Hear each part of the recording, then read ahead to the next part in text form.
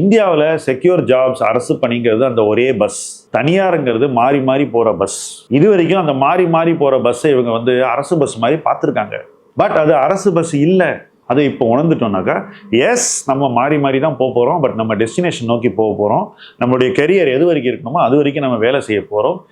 நம்முடைய ரெலவன்ஸை நம்ம இம்ப்ரூவ் பண்ணிக்கிட்டே வாய்ப்புகளை தேடி தேடி போக போகிறோம். பட் இதுக்கு இடையில முக்கியமான ஒரு பாயிண்ட்டை நான் இந்த இடத்துல மறுபடியும் அறிவுறுத்த விரும்புகிறேன். Financially we are going to get serious அப்படின்னு நீங்கள் ஒரு டெசிஷன் எடுக்க வேண்டும்.